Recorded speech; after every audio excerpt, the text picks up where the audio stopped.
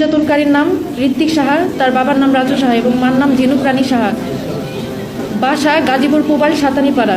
ঘটনার সূত্রপাত, একটা বিয়ের অনুষ্ঠানে তার সাথে আমার প্রথম সাক্ষাৎ। আমি পর্দাবৃত ছিলাম, তারপরেও সে সুযোগ বুঝে আমার সাথে কথা বলতেন। তার সাথে তখন আমার প্রথম পরিচয় হয়। এইখানেই শেষ ছিল না, এভাবে সে আমার সাথে ফেসবুক এবং আইডি ফোন নাম্বার জোগাড় করে আমার সাথে স্বাভাবিকভাবেই কথা বলে এবং বন্ধুত্বের প্রস্তাব দেয়। পরিচয় গোপন। ঋত্বিক সাহার ফেসবুক আইডির নাম ছিল RK Bro। ফেসবুকে কথাবার্তায় সে হিন্দু সেটা বোঝার কোনো উপায় ছিল না, কারণ তার মুখ ভর্তি ছিল দাড়ি।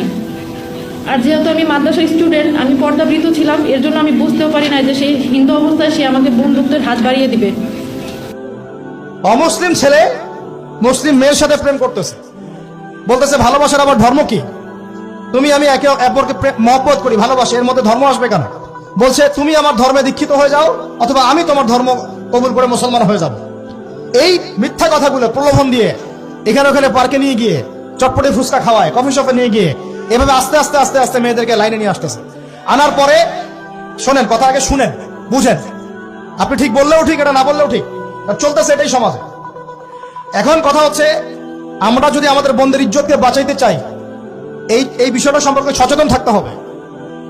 মেয়েদেরকে ফুসলিয়ে ফাসলিয়ে এভাবে প্রেমের জালে ফেলে শেষমেশ বেডে নিয়ে গিয়ে ধর্ষণ বা গণধর্ষণ করে মেয়ের ওই ওভারির মধ্যে ওদের বীর্যপাত করে দিয়ে ওই ছেলেটার কোনো খবর পাওয়া যায় না, লাপাত্তা হয়ে যায়। কোন কোন ক্ষেত্রে টাকার বিনিময়ে মেয়েদেরকে পাচার করারও অভিযোগ পাওয়া গেছে। এবং এই কাজটার নাম তারা সংঘবদ্ধভাবে দিয়েছে, এর নাম নাকি লাভ জিহাদ। নাউজুবিল্লাহ। এবং বীর দর্পে ফেসবুকে পোস্ট দিচ্ছে, আজকে অমুক মেয়ের এটা করলাম, আজকে তমুক মেয়ের এটা করলাম। ভিতর থেকে একটা চক্র কাজ করতেছে এবং এই চক্রের কেউই মুসলিম না, এই চক্রের কেউই কিন্তু মুসলিম না। বাহিরে আবার পরিচয় দিতে পারে যে আমি মুসলিম, আমার নাম অমুক, নাম পরিবর্তন করে মুসলিম মেয়েদেরকে ফুসলিয়ে ফাসলিয়ে এই জেনার ফাঁদে ফেলে ওর পিছনে কিছু টাকা খরচ করে কিছু সময় দিয়ে ওকে প্রয়োজনে ঘুমের ওষুধ খাওয়ায়, প্রয়োজনে আবার জাদুটোনা করে, বান মারে, ওকে ওকে তাবিজ কবজ করে বিছনায় নিয়ে এসে ধর্ষণ বা গণধর্ষণ করে ওই ভিডিওগুলো দিয়ে পরে ওকে ব্ল্যাকমেইল করে, পরের কাছ থেকে টাকা খাওয়া শুরু করে। কোন কোন ক্ষেত্রে মেয়েদেরকে পাচারও করে দিচ্ছে। আমাদের মেয়েদেরকে বলতেছে কোন অবস্থাতেই কোন মুসলমান ছেলের সাথে কোনো অবৈধ সম্পর্কে যাবেন না। আর অমুসলিম হলে তো কোনো কথাই নাই। অমুসলিমের সাথে আপনার কিসের প্রেমের সম্পর্ক? একটা চপ দিয়ে দাঁত ফেলে দেওয়া দরকার মেয়ের। অমুসলিম ছেলের সাথে তোমার কিসের প্রেমের সম্পর্ক?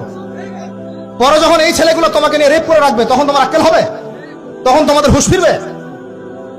তখন এসে আমাদের কাছে মেসেজ করতেছে আমার এই সমস্যা হয়েছে, আমাকে এখন আমি কি করবো বলেন। আমাদের ওয়াইফদের কাছে মেসেজ করে এরকম এরকম হয়েছে।